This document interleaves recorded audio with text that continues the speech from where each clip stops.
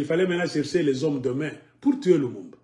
Ainsi, parmi les tueurs, il y avait un certain blanc, M. Zout. C'est M. Zout, quand il parle dans sa vidéo, qu'est-ce qu'il dit? Et le commentateur, qu'est-ce qu'il dit? Il était retraité en Belgique, mais quand il y a eu donc un job qu'on a ouvert au Katanga pour aller perturber l'indépendance du Congo, on l'a amené au Katanga, ce monsieur-là. Il travaillait sous qui? Sous Godefroid Munongo Kifiakio, qui était le ministre de l'Intérieur. Donc tous les mercenaires blancs qui étaient venus pour se charger des indépendantistes de Kinshasa, ils étaient sous le commandement direct du ministère de l'Intérieur. Or, le ministre de l'Intérieur, c'était Godefroid Munongo Shombeka, alias Kifiakio. C'est lui qui donnait les ordres. Donc tous les ordres qu'on a donnés pour exécuter le Lumumba, ça venait de Godefroid Munongo Kifiakio. Même le découper là-bas, Godefroid Munongo le savait très bien. Et ces autres là-bas a pris quelques dents de Lumumba en guise de souvenir. Il est allé demeurer avec ça. Quand un certain blanc voulait écrire un livre sur la mort de Lumumba, des vérités maintenant qui commençaient à sauter, c'est aux alentours de l'an 2000. Ce blanc-là cherchait maintenant des gens à interviewer. Il a dit non. Il a vu que beaucoup de gens étaient vivants et il risque de mourir. Il a fait des enquêtes, on lui a dit un certain Gérard Zout est encore vivant. Il est allé chercher à l'interviewer à sa maison. Gérard Zout l'a reçu là-bas. Il était ébahi. Il a posé des questions. Il a dit oui, j'ai des dents de Lumumba. Il lui a montré même les dents de Lumumba. Après les interviews là-bas, on a montré à la télé, ce monsieur Gérard Zout a eu peur. Que comme le monde vient de le savoir, donc je serai appelé au tribunal un jour.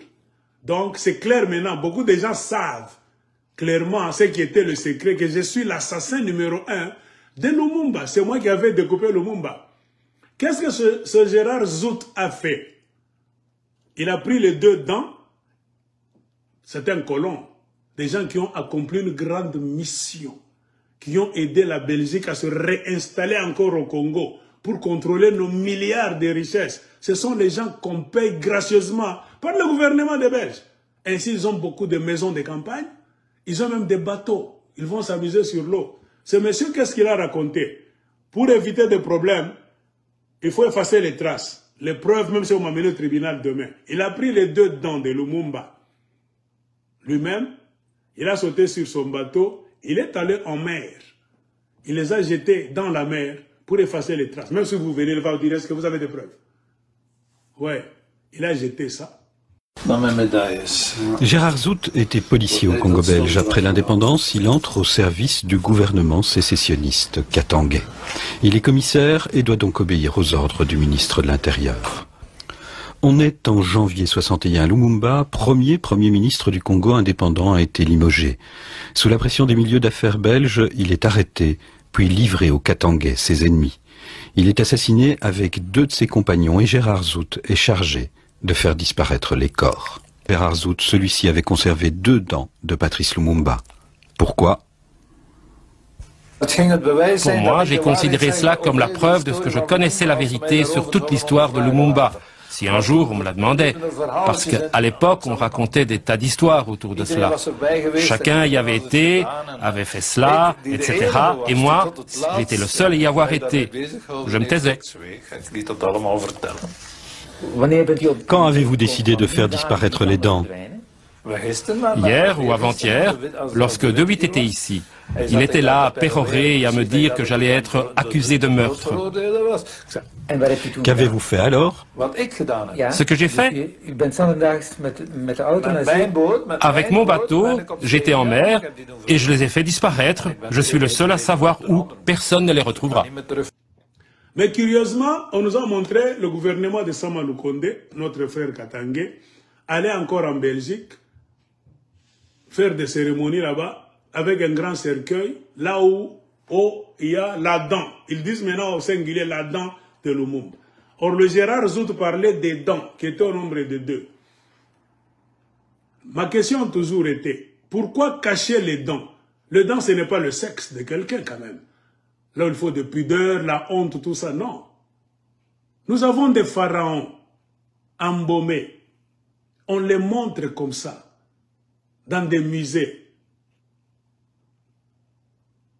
Ils sont l'objet touristique et l'objet de la politique internationale. La dent de Lumumba, ça doit être un objet de politique internationale. Si ça existait, cette dent. Parce que nous nous posons des questions. C'est quelle dent alors que Sama Lukonde est revenu avec dans un grand cercueil sans la montrer aux Congolais? Ici maintenant on se pose des questions.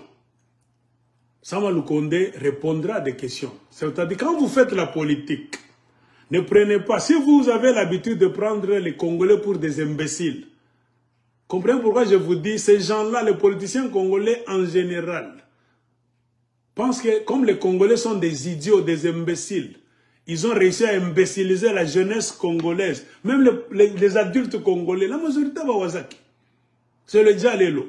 Ils pensent que le monde entier est comme les Congolais. Non, le monde évolue. Sur quelle base avez-vous décidé, avez-vous donc réalisé que ces dents-là, ou bien la dent-là, c'est la dent de Lumumba? On peut se poser des questions en tant qu'homme de science. Sur quelle base juridique avez-vous décidé de transporter cette dent de Bruxelles jusqu'au Congo? Et avant cela, on pose la question, sur quelle base médicale avez-vous décidé que véritablement, ça c'est la dent de Lumumba? Parce que Gérard Zout a dit qu'il est allé jeter ces deux dents là-bas, sur la mer, quand il était sur son bateau. Or, la science a déjà évolué. Il fallait faire des examens ADN à la dent, ou bien même aux dents au pluriel, soi-disant de Lumumba. Car ça faisait plus de 60 ans que ces histoires là-bas étaient cachées quelque part. En 2023, 24, dans les années 2020, un ministre congolais, premier ministre, Sama Lukonde, vous allez nous prendre une dent en Belgique sans nous montrer les preuves de l'examen médical ADN qui prouvent que véritablement, ce sont les dents de Lumumba. Vous savez ce qu'il faut faire. Les enfants de Lumumba sont encore vivants. Il fallait prélever quelque chose sur le corps, l'organisme des enfants véritables, les enfants biologiques de Lumumba, et comparer avec la dent. Le résultat, ça doit être dans les... Le pourcentage, ça doit être dans les 98. Donc, examen ADN d'un enfant, bien de tous les enfants biologiques de Lumumba là, avec cette dent, quand vous mettez dans la machine là-bas, ça vous montre la proximité de 98% au moins. C'est-à-dire, les composants dans l'organisme de ces enfants, ce sont les mêmes composants dans la dent ou bien dans les dents qu'on vient de remettre par les Belges. C'est véritablement les dents ou bien la dent de Lumumba. Vous devez nous montrer les fiches médicales et puis les documents juridiques sur base desquels vous avez décidé d'aller faire ce que vous avez fait, Sama Lukonde. Et combien d'argent vous avez déboursé? Parce que nous savons au Congo, chaque opportunité, c'est faire sortir des millions. Et combien vous avez donné à la famille de Lumumba, ces enfants que vous avez appelés? Vous devez dire à la République, car Lumumba n'était pas un monsieur singleton. Il avait cessé d'être le père de ses enfants biologiques. Lumumba, c'était le père de l'indépendance, le père de la République démocratique du Congo. Lumumba, c'était un patrimoine, non pas seulement national, mais un patrimoine international, respecté sur le plan international. Regardez comment les politiciens congolais, et puis un Katangais encore, tué au Katanga par des soi-disant Katangais, au lieu maintenant de restaurer Lumumba dans ses droits, c'est un autre Katangais qu'on a mis là, dans un système de mafia, pour aller tuer Lumumba pour la deuxième fois, en amenant une dent, sans résultat médical, sans résultat juridique. Hein? Vous nous amenez des dents comme ça, donc vous prenez que comme les Congolais sont des bêtes, donc le monde entier est composé des gens qui sont bêtes. Non! C'est que vous acceptez au Congo. Vous avez la tradition d'accepter l'inacceptable. Les gens des autres pays n'acceptent jamais l'inacceptable. Donc, soyez prêts. Sama Lukonde, tôt ou tard, tu vas passer devant les cours des tribunaux pour nous expliquer sur quelle base médicale et juridique vous avez opéré de la façon. Vous devez nous donner des preuves que véritablement, ces dents-là sont les dents de l'homme. D'abord, personne ne les a vues. Qu'est-ce qui nous prouve que dans ce grand cercueil, il y avait des dents ou pas? C'est d'abord un énigme. Nous devons aller prendre ce cercueil un jour au Congo, ouvrir et voir ce qui est là-dedans. Si ce sont des dents, pas de problème. Nous allons faire l'examen ADN de ces dents en comparaison avec l'examen ADN des enfants vrais, biologiques de Lumumba, pour voir les ressemblances en pourcentage. Si ça ne concorde pas, donc vous avez ramassé des dents quelque part. C'est les morts de Belgique et vous serez punis de servitude pénale. Si ça concorde, vous serez sauvés. Mais nous doutons. Et vous savez vous-même, les relations entre la Belgique et la République démocratique du Congo. Ce pays, la Belgique, nous doit beaucoup de choses. La Belgique nous doit beaucoup de choses. Vous ne devez jamais quitter, aller en Belgique, alléger toute la tâche. Vous connaissez le poids de la charge donc coloniale sur les épaules de nos ancêtres et de nous. La progéniture de nos ancêtres. C'est que les Belges sont venus faire au Congo. Il y a des choses qu'on doit s'asseoir autour d'une table et les régler de manière politique et juridique. D'être sérieux avec notre vie et l'avenir du peuple congolais. Les Belges sont venus tuer Lumumba, non pas Lumumba seul. Ils sont venus tuer la démocratie de toute la République démocratique du Congo et par là, ils ont tué l'avenir du peuple congolais. Si la politique ne marche pas au Congo, c'est à cause des Belges et des services secrets des Américains. En tuant Lumumba, ils ont tué notre démocratie et nous sommes en train d'en pâtir même après 60 ans. Et c'est vraiment grave de voir un ministre d'un gouvernement non élu encore démocratiquement. Je ne sais pas si vous me comprenez. Vous comprenez là où je voulais en venir.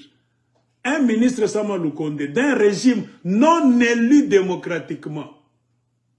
On pouvait comprendre pourquoi vous avez donc, comment est-ce qu'on peut dire?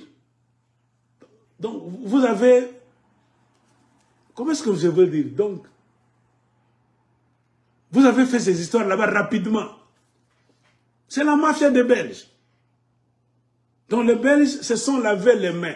C'est comme si le contentieux belgo-congolais est maintenant arrangé. Sur base de quoi? Les Belges nous ont payé quoi? Il y a eu quelle garantie pour tout le mal que les Belges ont fait aux Congolais pendant 80 ans de colonisation? Après l'indépendance, pendant l'indépendance, ils ont tué tous nos leaders politiques, et du côté de Léopoldville, même du côté du Katanga. Ils ont tué les gens à qui ils ont menti qu'ils seront indépendants. Ils les ont utilisés, pressés comme du citron. Quand ils ont commencé à dire les Belges et les Américains, vous nous avez trompés, les mêmes Belges ont envoyé l'ONU pour combattre la gendarmerie katangaise. Tout ça, ce sont des dossiers de contentieux.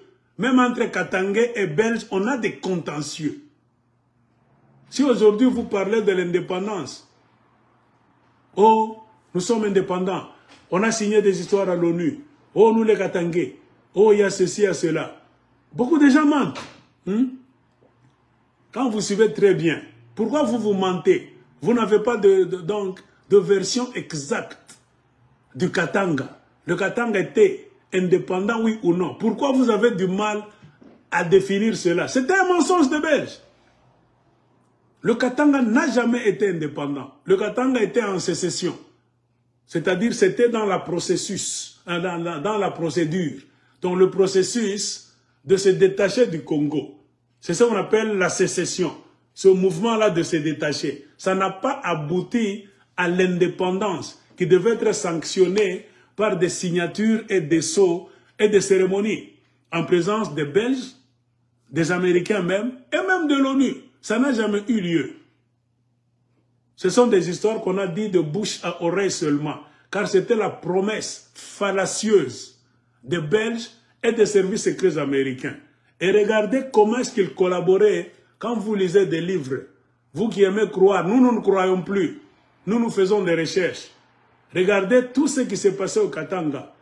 Les Katangais ne collaboraient pas avec le gouvernement belge, ni même le gouvernement américain. Je ne sais pas si vous le savez. Les Tchombe et consorts ne collaboraient pas directement avec le gouvernement belge, ni même le gouvernement américain. Ils collaboraient avec les mercenaires. Or, un mercenaire, c'est un homme qu'on envoie par des privés. Donc, l'histoire de la sécession du Katanga, la fausse indépendance qui n'a jamais abouti, qui n'avait jamais abouti, c'est l'affaire non pas des gouvernements. Le gouvernement savait que c'était un mensonge. Le gouvernement américain et belge savait que c'était un mensonge. C'est pour cela qu'il n'avait pas voulu engager, donc, officiellement, des gens officiellement employés par le gouvernement américain et belge. Non. Ils ont relégué cette histoire dans les mains des mercenaires. Donc, c'est une histoire là-bas qui n'est pas légale. Les gouvernements se sont cachés. Ils ont laissé cette histoire dans les mains des individus, des sociétés, des multinationales, comme vous les appelez aujourd'hui. Ceux qui avaient intérêt à garder la même mise sur le Congo éternellement. Pour eux, l'indépendance du Congo, ça signifiait une grande perte économique qui va même affecter leur position stratégique, géopolitique du monde. Il faut créer une zizanie. Et c'est la même mafia de Sama Lukonde qui sont allés vendre, trahir la mémoire de Lumumba en rapatriant une dent, soi-disant de Lumumba, qu'on n'a jamais vue. Or, l'homme qui gardait les dents de Lumumba, car c'était des dents en or, avait déclaré lui-même que Lumumba me hantait jusqu'à ce que j'avais jugé bon de jeter ses dents dans la mer. C'était un ordre, c'était officiel. On était tout seuls là-bas. Il y avait là-bas des représentants consulaires. Ils n'ont pas bougé. Ils auraient pu s'opposer à l'assassinat de Lumumba. Ils ne l'ont pas fait. Le colonel Wandoual, une personne si importante, il aurait pu intervenir. Il n'a rien fait. Gérard Zout obéit donc et s'arrange pour faire disparaître les corps. On les a pris et on les a découpés en morceaux et on a fait disparaître tout ça. Mais cela ne vous laisse pas indifférent. Non, cela m'empêche de dormir. Après la visite de De Witt, je n'ai plus pu dormir. Ludo De Witt est l'auteur d'un livre sur l'implication des Belges dans l'assassinat de Lumumba. Humo a recueilli les confidences de Gérard Zout. Celui-ci avait conservé 2 dents de Patrice Lumumba. Pourquoi ? Pour moi, j'ai considéré cela comme la preuve de ce que je connaissais la vérité sur toute l'histoire de Lumumba. Si un jour on me la demandait, parce qu'à l'époque on racontait des tas d'histoires autour de cela. Chacun y avait été, avait fait cela, etc. Et moi, j'étais le seul à y avoir été. Je me taisais. Quand avez-vous décidé de faire disparaître les dents ? Hier ou avant-hier, lorsque De Witt était ici, il était là à pérorer et à me dire que j'allais être accusé de meurtre. Qu'avez-vous fait alors? Ce que j'ai fait, avec mon bateau, j'étais en mer et je les ai fait disparaître. Je suis le seul à savoir où, personne ne les retrouvera. Et à quoi pensiez-vous? En terminer avec l'affaire Lumumba, je ne veux plus en entendre parler. Brusquement, les dents de Lumumba ont été retrouvées chez les Belges et le gouvernement congolais déposé là-bas par le système anglo-saxon, au temps de Tshisekedi, sont allés pour tuer Lumumba encore. Donc, c'est comme s'il faut dévaloriser Lumumba. Tout ce que les Belges nous ont fait, le carnage, le génocide du peuple congolais, on a coupé des mains. Quand vous regardez ça, quand on coupait des mains au Congo, les fantômes du roi Léopold II, tous les rapports, c'est ici. Si vous voulez savoir le mal que les Belges sont venus faire au Congo, lisez ce livre, Les fantômes du roi Léopold II. Vous allez voir comment on fouettait les Congolais. Vous voyez, ici. On donne des fouets à des Congolais, la peau d'hippopotame. Vous voyez les Congolais à qui on a coupé des mains. Hein? C'était le village rempli de désolation. 80 ans de souffrance. Regardez comment les villages étaient restés déserts. Il n'y avait personne parfois dans des villages, car beaucoup étaient amenés dans des grands travaux de l'érection des chemins de fer, les travaux lourds. Si tu veux résister, époque coloniale des Belges, regardez, les Congolais sont enchaînés, nos ancêtres. Comment est-ce qu'on les faisait promener?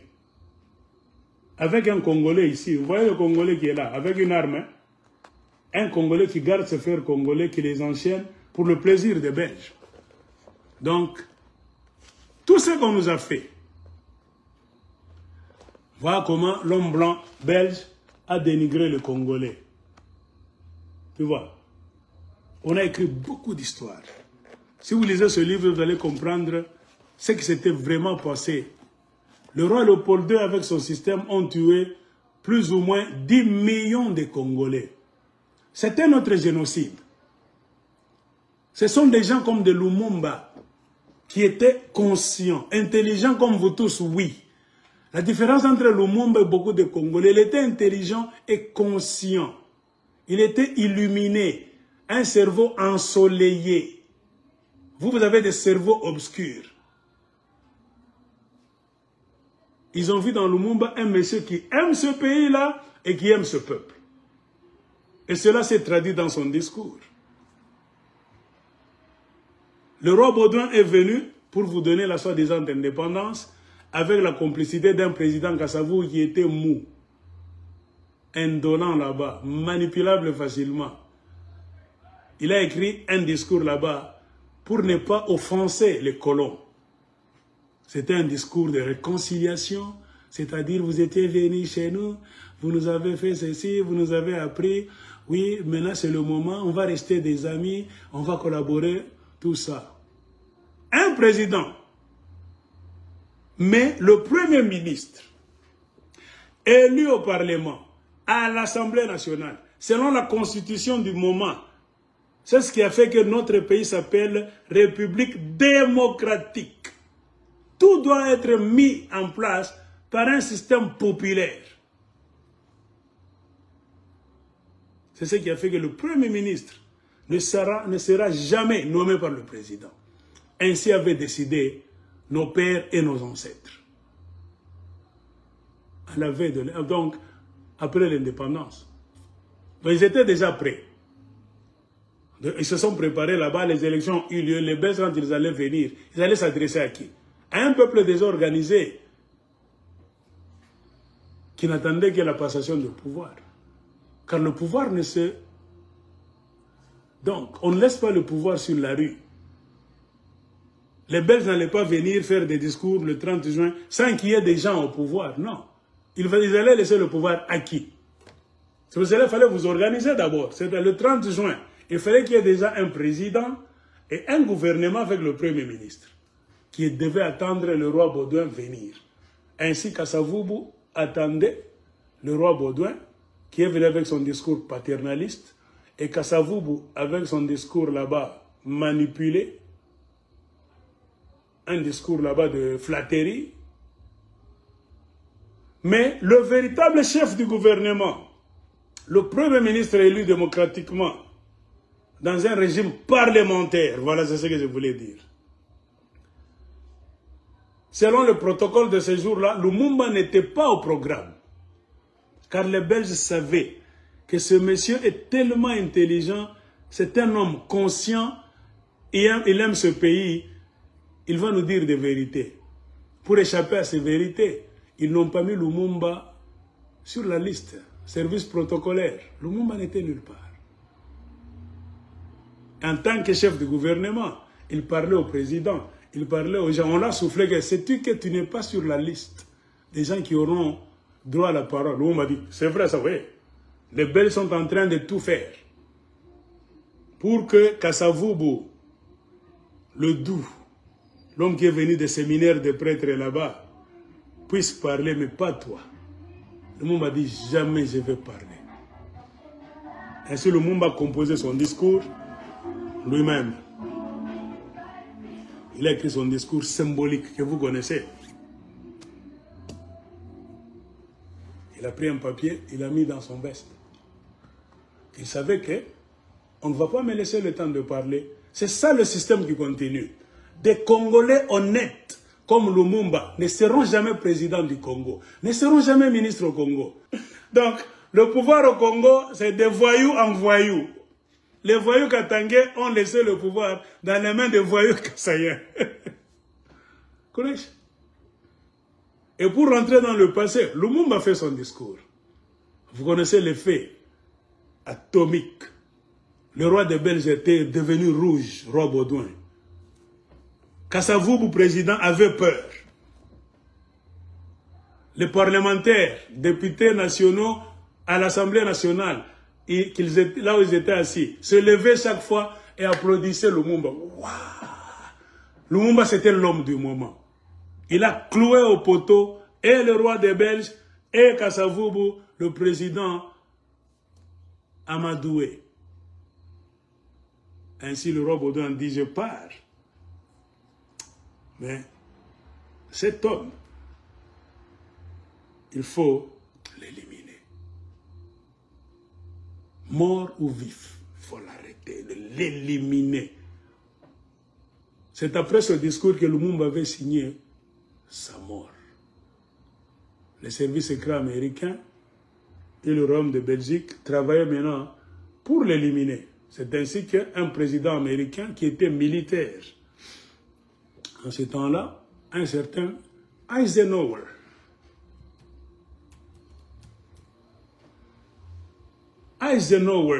qui était spécialiste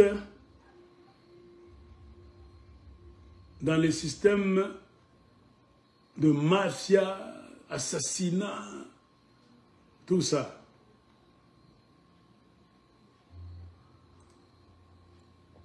Attends que je vous le montre. The speech 59 to 1961, and he wanted to give this speech for a long time, 2 years. My fellow citizens, my subject tonight. Voilà l'homme qui a tué Lumumba. Eisenhower. Originally, this talk was to be part of one I intend to make in Oklahoma City next week. However, à cette époque-là, la télévision était en noir et blanc. C'est en 1960. Ici, il est en train de parler, c'est en 1957, avant même l'indépendance du Congo. Voilà comment les amis étaient déjà civilisés avec la télévision qu'ils voyaient en direct.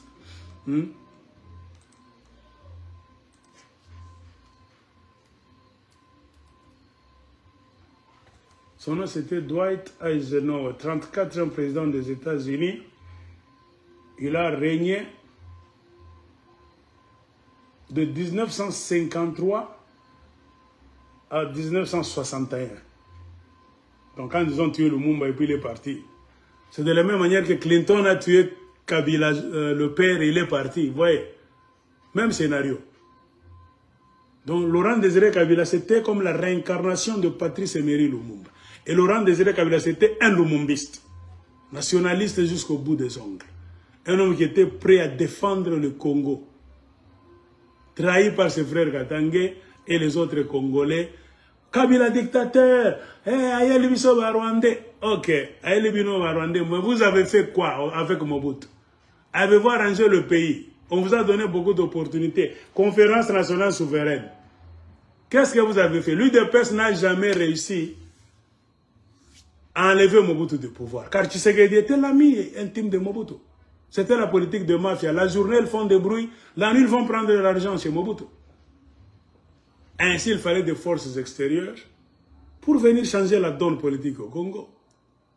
C'est ça l'histoire des années 1990 quelques.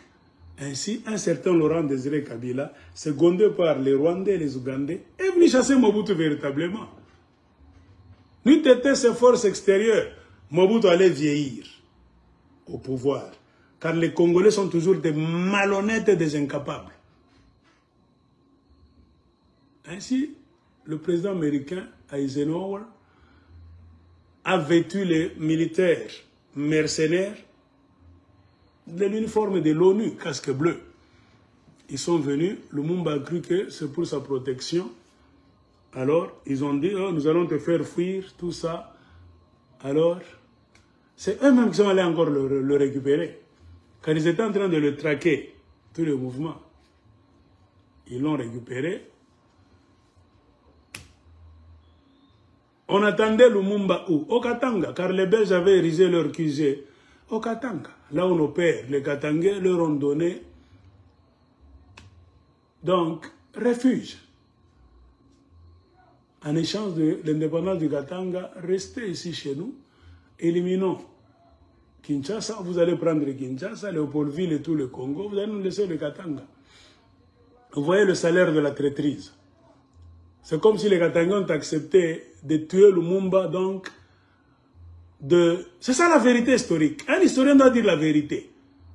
Les Katangais, nos pères, avaient décidé de trahir le reste du Congo, d'éliminer l'indépendance du Congo.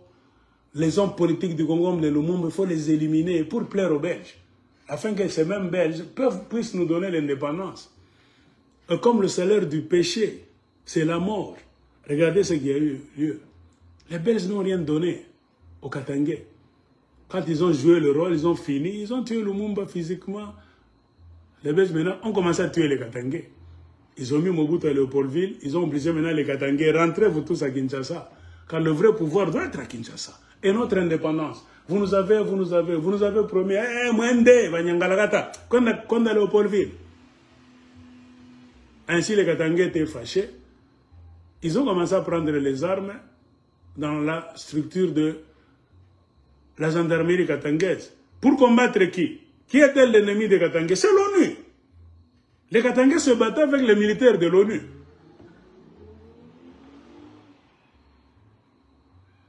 L'ONU qui était soi-disant venue les seconder, leur donner l'indépendance, l'ONU est venue maintenant les combattre. Et ils ont commencé à répliquer. Ils se sont maintenant rendus compte que l'ONU, c'est la force des multinationales, des Américains, des Belges. Ils nous ont dupés. Ainsi, l'homme blanc a toujours été fort. Il a remis tout le monde à la place. Et les Katangais, déjà, n'étaient plus en odeur de sainteté devant toute la République démocratique du Congo. Ils étaient pris pour des traîtres. Ils ont échoué. L'indépendance du Katanga est rentrée à Kinshasa. Les gens avaient toujours peur d'eux, car ils savaient que c'était des vrais commandos, des vrais rebelles, avec une histoire là-bas de rébellion. Donc, les gens avaient peur de ces gens-là. Ainsi, il fallait mettre en place un système pour les éliminer un à un. Ainsi, Mobutu a éliminé beaucoup de Katangais et autres Kivusiens, Bakongo, qui étaient dans le mouvement là-bas de revendication de sécession. Moulele Maï a été tué, Moulele, vous connaissez la suite. Tchombe a été empoisonné avec la complicité de Katanga, car c'était lui le président du Katanga. Il a tout fait pour maintenir le Katanga de gré de force. C'est pendant ses voyages. Il voyageait maintenant, c'est pour dire non, les Belges, vous devez honorer votre parole. C'est pendant l'un de ses voyages diplomatiques là-bas, là où il était déjà trahi sans le savoir, par les Katangais et la complicité de Leopoldville. Il a été empoisonné et envoyé. Quand il voyageait là-bas, croyant qu'il va dans ses missions diplomatiques, il a été kidnappé au niveau de l'Algérie, emprisonné là-bas. Le poison travaillait déjà. Il était déjà foutu. On l'a jeté en Espagne, enterré à Bruxelles. Qui sont restés avec le Katanga dans les mains? Godefroid Munongo qui fait qui encore? Musumba, le papa de Kaneraner. Est-ce un hasard? Oh, on est indépendantiste. Godefroid Munongo, Mutoto wa Katanga. Il est resté avec le Katanga dans les mains, avec Kibwe Pampala et Mutakawadi Lomba. Ces trois Katangais-là, à la mort de Tchombe, les ténors qui devraient donc continuer le combat de Tchombe. Tchombe était déterminé que le Katanga doit être indépendant, qu'ils le veuillent ou pas. Nous avons travaillé pour eux, ils nous doivent. C'est-à-dire les Belges et le système occidental des Américains, vous nous devez. C'est pour cela que Tchombe voyageait maintenant, diplomatie, entrer en contact avec d'autres nations, montrant des preuves. Nous avons travaillé, on s'était entendu pour qu'ils nous donnent maintenant l'indépendance. L'ONU doit nous faire asseoir quelque part. L'ONU doit acter les superpuissances, la Belgique, l'Amérique, vous devez être là comme des témoins. Mais ils ne voulaient pas. Ils poussaient maintenant les Katangais à rentrer à Léopoldville. Niet. Les Katangais vont à Katanga. C'est ça, ça justifie la guerre entre l'armée katangaise, qui était la gendarmerie katangaise, contre l'ONU maintenant, qui est venu dire aux Katangais rentrer à Kinshasa, tout tapigana, tout est ponona. Tchombe était là, croyant qu'il est entouré de Katangais sérieux, avec une idéologie de combattants. Ils vont combattre jusqu'à la dernière goutte de sang. Il a été empoisonné d'une manière compliquée. Il s'est retrouvé kidnappé en Algérie pendant l'un de ses voyages là-bas diplomatiques. Malade, meurt en Espagne, mort en Espagne, enterré à Bruxelles, compliqué. Je reprends. Qui sont restés avec le Katanga, les trois ténors? Godefroid Munongo Kifiakio Shombeka, le père du roi de Basumba d'aujourd'hui. Kibwe Pampala, Mutakawadi Lomba. Qu'est-ce qu'ils ont fait du Katanga?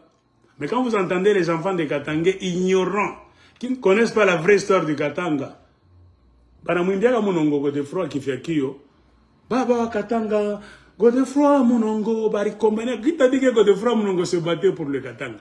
Lui qui n'était pas Katangé, c'était un Musumba.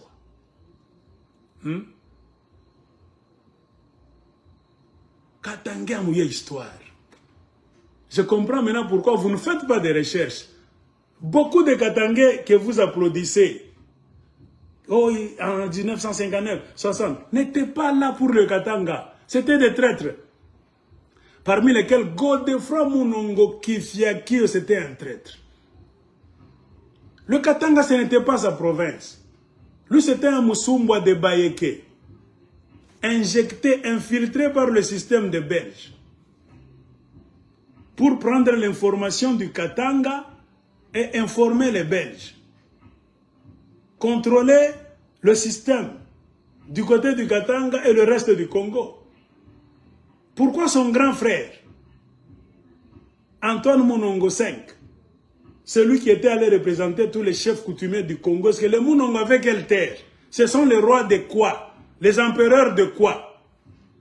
On a laissé tous les rois de Bakongo, de Baluba et de Lunda.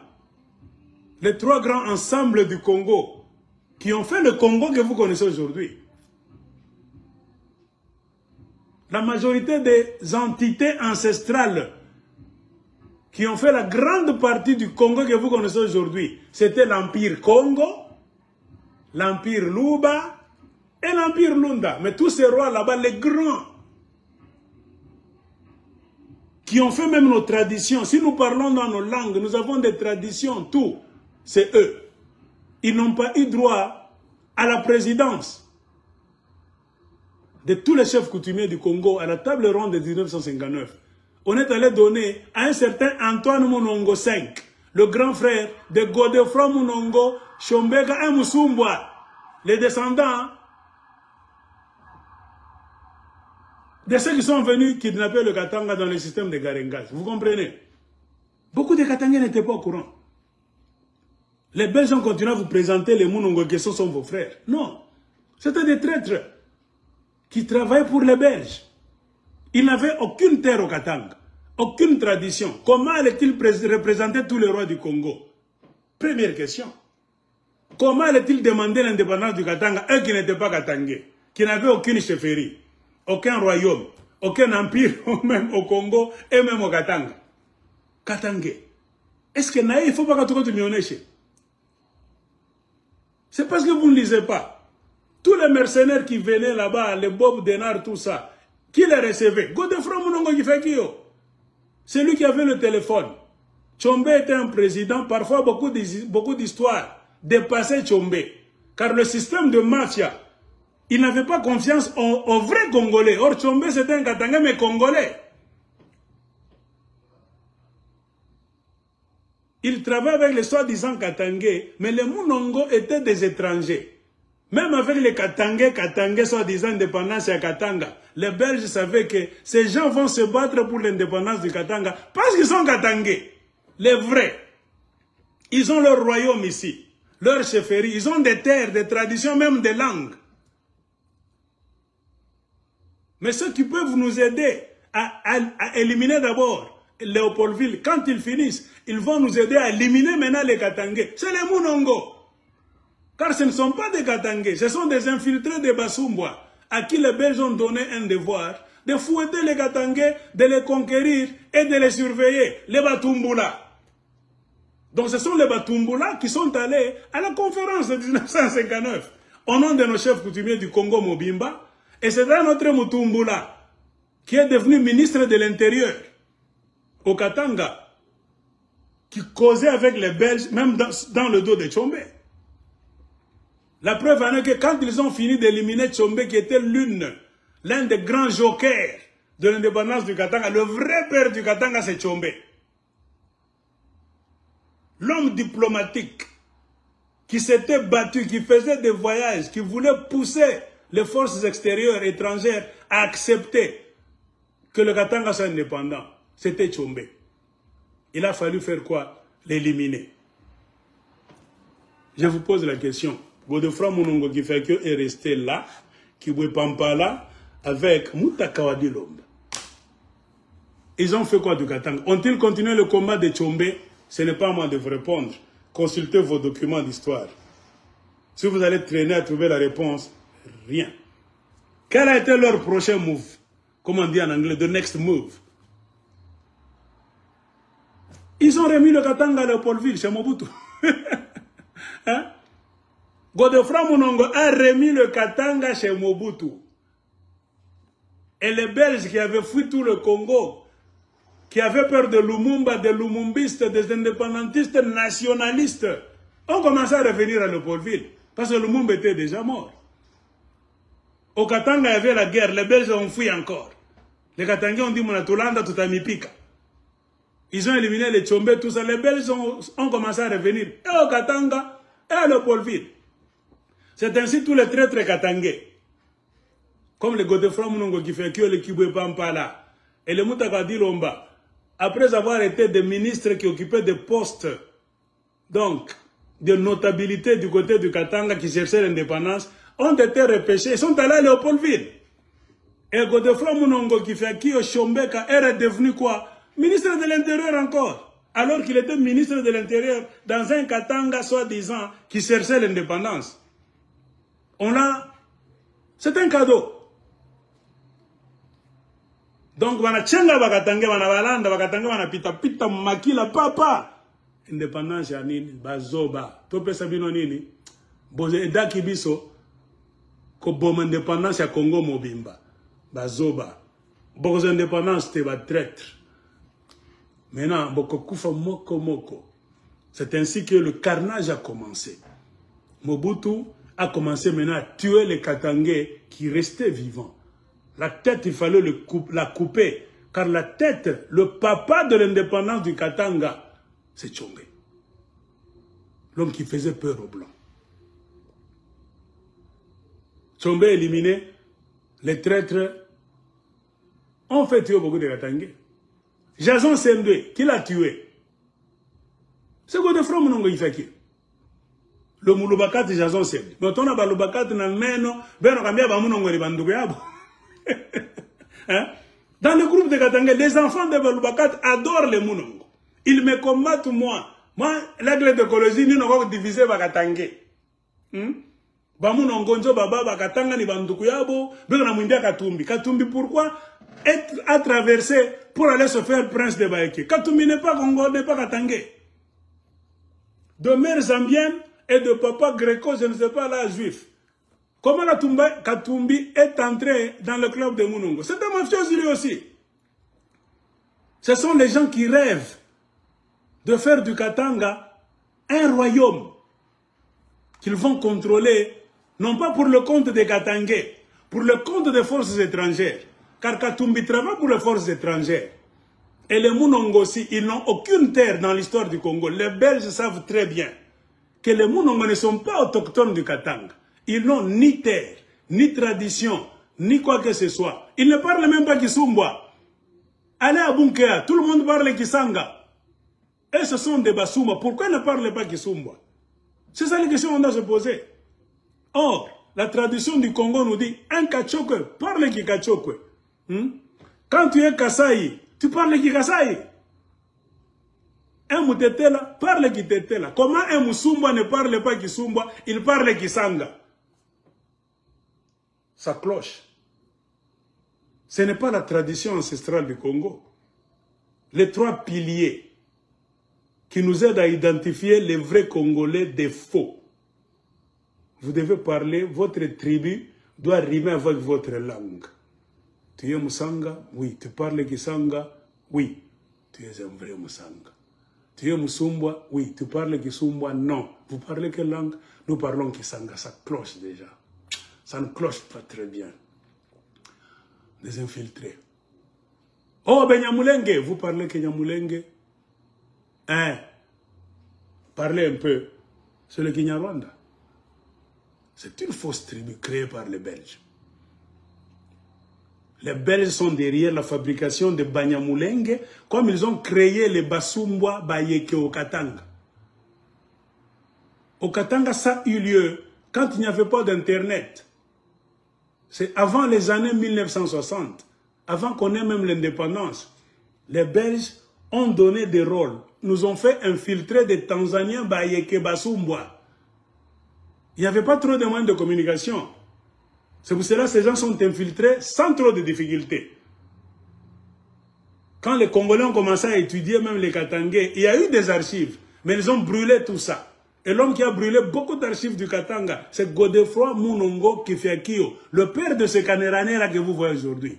Il était qui, en 1979, Mobutu a fait de lui ministre de l'Intérieur et le président des indigènes, des affaires coutumières. C'est quand il est venu maintenant, ministre de l'Intérieur, on le craint partout au Congo, il travaille pour Mobutu. Le président des histoires là-bas des affaires indigènes, que vous appelez affaires coutumières, c'est quand il a commencé à chapeauter maintenant les royaumes, les empires, les chefferies des Katangais. En travaillant full-time pour Mobutu. Et en retour, Mobutu lui donnait quoi? Prendre des terres. Les terres que les Mounongo ont, si vous regardez bien, vous reculez. Dans les années 80, 70, début 60, ils n'avaient pas ces terres-là. C'est parce que c'était les pions des Belges. Ce sont les Belges qui ont présenté les Mounongo chez Mobutu. Puisque quand Mobutu était parti en tant que journaliste militaire à la conférence de Bruxelles assis comme ça. Mobutu n'était rien. Mobutu dans un coin, avec une mission, on l'a approché par les Belges. Tu es un homme de l'armée, journaliste, nous allons te donner une mission. Toi, tu vas t'occuper de Lumumba. Mobutu a dit, je vais faire ce travail très bien. Avec le temps, toi, tu seras président. C'était déjà un deal. Deal. Mobutu n'attendait que le moment pour éliminer Lumumba. Et les chefs coutumiers, pour mieux les garder, c'était le grand frère de Godefroy Munongo qui fait qui Chombeka. Lui aussi, c'était un traître à part. Les chefs du Congo n'auront pas droit à la parole. Aucune discussion avec eux, car vous, les étrangers, vous devez les présenter. Ils n'ont pas présenté seulement les chefs coutumiers du Katanga, de tout le Congo.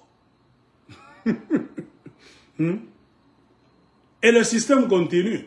Savez-vous pourquoi Joseph Kabila, quand il est venu, il a créé l'ANATEC, l'association, je ne sais pas, des chefs coutumiers du Congo. Qui a été le chef de l'ANATEC? Godefroy Munongo Kaneranera, le jeune. Godefroy Munongo, le fils. Junior. Même jusqu'aujourd'hui. Allez-vous nous dire que c'était un hasard?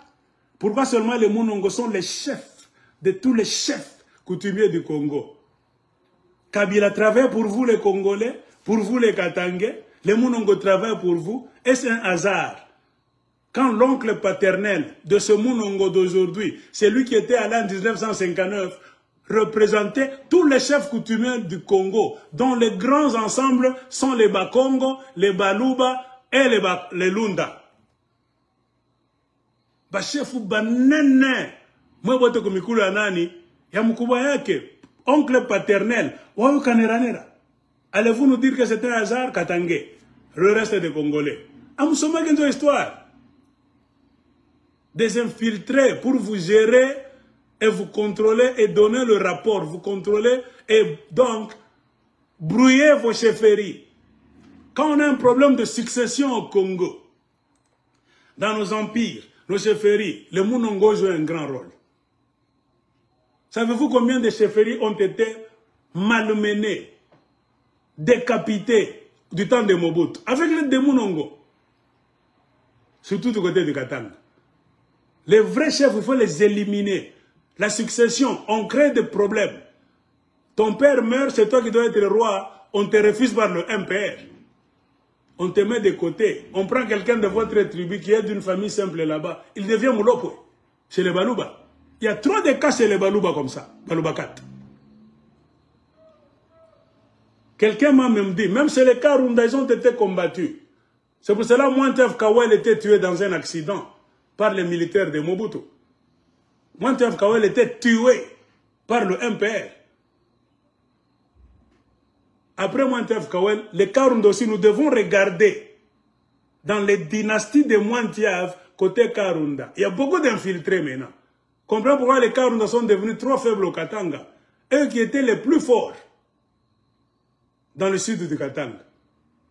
Même quand le Belge est venu, c'était l'Empire Runda. Partout, ça sentait l'Empire Lunda. Regardez aujourd'hui.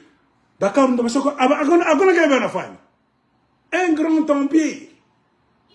Banaïcha sa suite. Mwantia va bamweshimi ata. Mwantia va s'asseoir sur un banc pour attendre Fifi Masuka à me recevoir. Et Fifi Masuka refuse de recevoir Mwantia, qui n'est pas un chef coutumier. Mwantia, c'est un empereur, le chef des chefs. Karunda. Est-ce que mon adon histoire blé rapide Muginienne? On respecte Mwantiav. Kaneranera devant Mwantiav. Kaneranera est plus respecté. Le Musumba Kaneranera mettait Kaneranera et Mwantiav de Karunda. On respecte Kaneranera. Kaneranera entre à la présidence facilement. Depuis le temps de Kabila. Il entre, il sort. Il a beaucoup d'influence. On ne reçoit jamais Mwantiav à la présidence à Kinshasa. On le met comme ça, c'est comme un petit. Mais les Kaneranera, les infiltrés, ont tous les dossiers de chefferie. Non pas seulement du Katanga, du Congo. Ils connaissent vos histoires, succession, tout ça. Ils sont en train de chapeauter. C'est pour cela que vous avez vu Kaneranera aller chez les Balubakat. À Boutumba. Introniser un chef. Depuis quand un étranger, Mukuyakuya Musumbwa, peut aller chez les Balubakat à Boutumba? Introniser un chef qui s'appelle Kabengele. Ils disent Kabengele, mais quand vous regardez bien, c'est les Balubakat de Boutumba. au Katanga, la succession de chefs, c'est Kaniranera qui est allé l'introniser. Depuis quand un étranger, un descendant de forces étrangères, les Basumba, Tanzaniens esclavagistes, les résidus qui sont restés là-bas, leurs fils, doivent venir sur votre terre, le Katanga, vous introniser, vous. Et puis ce n'est pas une chefferie de moindre, Balubakat, ils ont l'histoire. Baluba ni bantu ya nguvu mu histoire ya Congo. Lunda ni mambo moya ya nguvu mu Congo. Congo ni mambo moya ya nguvu mu Congo. Un Musumbwa va introniser un Katanga depuis quand? Est-ce que toi, Katanga, tu peux aller en Tanzanie introniser les Basumbwa? Jamais. L'intronisation, c'est symbolique. Pas seulement symbolique, c'est mystique. Ce n'est pas n'importe qui doit introniser n'importe quel roi, quel chef. Jamais. La force mystique qui a commencé il y a beaucoup de siècles avec nos ancêtres doit toujours être vive. Cette force-là doit être vivante à travers nos traditions et des personnes bien indiquées. C'est comme ça qu'il se passe le pouvoir, de main en main. Quand vous violez la tradition, vous faites entrer des corps étrangers dans votre système traditionnel, ancestral, c'est fini. Comprenez pourquoi beaucoup de nos chefs coutumiers, non pas seulement au Katanga, mais sur toute l'étendue de la République démocratique du Congo, sont faibles. Car ils ont laissé les forces étrangères les gérer. Quand un chef de Balubakat se laisse introniser par un Musumba de la Tanzanie, c'est fini. C'est le Musumba qui va commencer à régner sur toi. Tu as vendu le droit d'aînesse, comme Esaïe dans la Bible, pour manger. Regardez la plupart de vos chefs coutumiers. Ils sont toujours dans des hôtels, dans des restaurants, dans des jeeps, avec les jeunes filles. Les chefs coutumiers, ils ne sont pas chez eux au village, la majorité. À Butumba, c'est au Katanga. Un Musumba va introniser un chef coutumier qui s'appelle Kabengele. Kabengele, c'est le nom de qui? Ce n'est pas le nom, en majorité, le nom des Kassaïens. Hein? Quand quelqu'un te dit Kabengele, la première image qui te saute au cerveau congolais qui connaît bien, surtout au Katanga, c'est un Kassaïen. Mais à Butumba, chez les Balubakat, un Musumba est allé introniser un chef coutumier qui s'appelle Kabengele. Muluba. Est-ce que ce n'est pas suffisant pour vous dire qu'il doit y avoir un lien avec les Kabengele du Kasaï et les Kabengele du Katanga? Pourquoi tous on les appelle les Baluba? Les Baluba du Katanga et les Baluba du Kasaï. Ce n'est pas suffisant pour vous dire ah, Anthony Bamoy. Pourquoi ils étaient dans un grand empire, parmi les 3 grands empires qui existaient dans ce que nous appelons le Congo aujourd'hui. Il y avait l'empire Congo, nord-ouest, Luba, Pakatikati, Lunda, au sud. Et les chefs les plus combattus sont les chefs Lunda, Luba et Congo. Car c'est eux qui ont su mettre en place des grands ensembles qu'on a appelés, non pas des royaumes, mais des empires. Qui ont fait que l'homme blanc, quand il est venu, il s'est étonné. C'était comme les États-Unis d'Amérique, déjà qui existaient là-bas. Des chefs indépendants et dépendants au même moment, qui avaient un chef supérieur comme à Washington DC. Les Africains avaient déjà ce système. Au nord, les Bakongo avaient ce système. Au centre, les Balubakat avaient ce système. Le Baluba, pas le Balubakat, les Baluba avaient ce système. Et maintenant, si nous voulons étudier l'histoire, nous allons trouver que dans ce Baluba-là, c'est là où il y a les Balubakat. 4, c'est du Katanga, et les Balubakas du Kasaï, ce sont les enfants d'une même personne. Pourquoi on les a divisés comme ça? Le découpage administratif des Belges Diviser les grands ensembles pour les morceler en petits ensembles pour créer des rivalités. Ils savent que ce peuple, c'est un peuple guerrier. Ils sont nombreux dans un empire.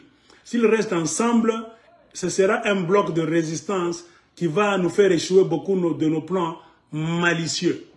Divisons-les. Qui a découpé votre pays, qui a créé le Congo en province? C'est l'homme blanc, ce n'est pas vos ancêtres. Ils coupent un couteau comme ça. D'autres Balouba se retrouvent un peu au nord, les autres au sud. Ils les mélangent là-bas, je ne sais pas avec quel peuple, ils l'appellent là-bas Kasaï, ici Katanga. Les cas, nous n'en parlons même pas. En Zambie, ils sont là, en Angola, ils sont là. Pourquoi je vous dis ces histoires? Faites attention, chers frères et sœurs congolais.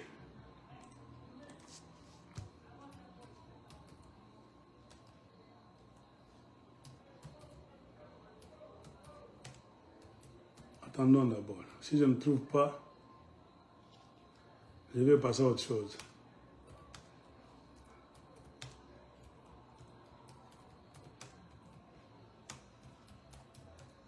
Quelque chose me vient à l'esprit.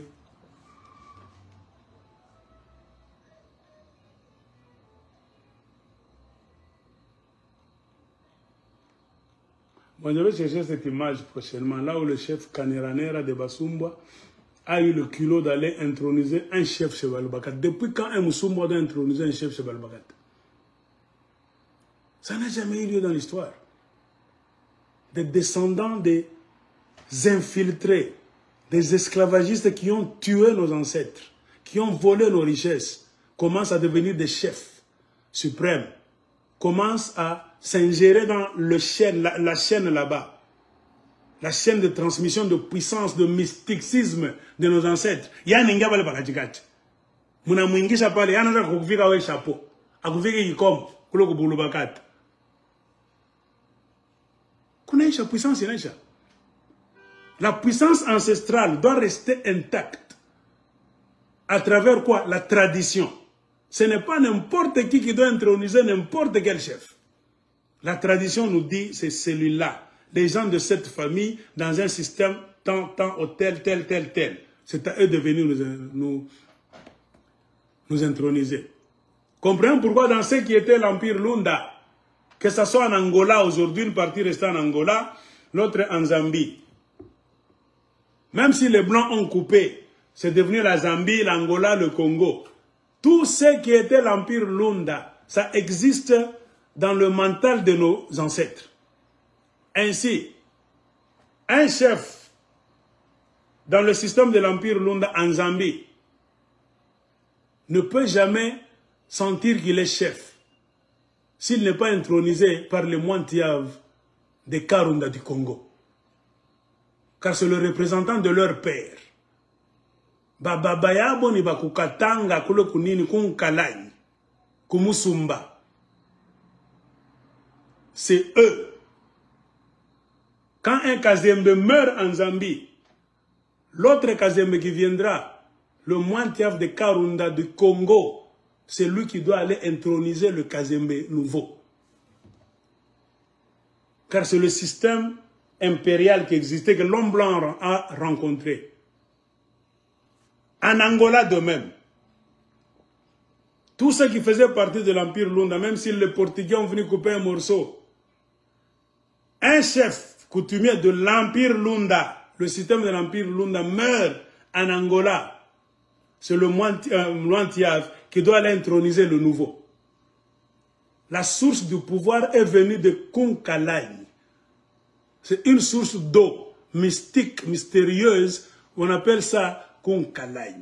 C'est là où le pouvoir de Karunda est venu. C'est mystérieux. Remarquez, la plupart de nos ancêtres créaient des chefferies, des royaumes et des empires en suivant les cours d'eau. Quand vous regardez bien, beaucoup de mystères de nos ancêtres se passaient dans l'eau, au bord de l'eau. Ainsi, pour ne pas couper cette chaîne mystique de puissance ancestrale, ça se transmet comment? Il y a un modèle. Il faut respecter la formule de transmission. Ça peut paraître bizarre. Il n'y a rien. Mais il y a quelque chose que seuls ceux qui ont des yeux spirituels verront. Un Kazembe en Zambie ne peut jamais se sentir Kazembe. Ne peut jamais sentir même l'électricité ancestrale si le moine Tev ne vient pas l'introniser. Le moine Tev, c'est le gardien de la puissance ancestrale des Lunda. Il fait des cérémonies là-bas qu'on Kalagne d'abord avant de quitter. Il va à la source, là où le pouvoir de leurs ancêtres et de nos aïeux a commencé. Il doit faire les cérémonies là-bas, il appelle nos aïeux là-bas, ils mettent les kaolins, tout ça. On va lui donner le mot d'ordre. Va maintenant introniser notre fils de la Zambie. Ainsi, mon diable, vous allez le voir arriver en Zambie. S'il arrive comme ça, tout le monde à genoux. Aucun chef de l'Empire Lunda ne peut se tenir debout devant le moine Diable du Congo. Tout le monde. Les ancêtres ont dit oui, c'est toi, le nouveau Kazembe. Il fait des cérémonies là-bas. Tu es devenu maintenant le vrai Kazembe. La chaîne de Lunda continue. Angola, il y a un problème. C'est le moine Diable du Congo qui va aller là-bas.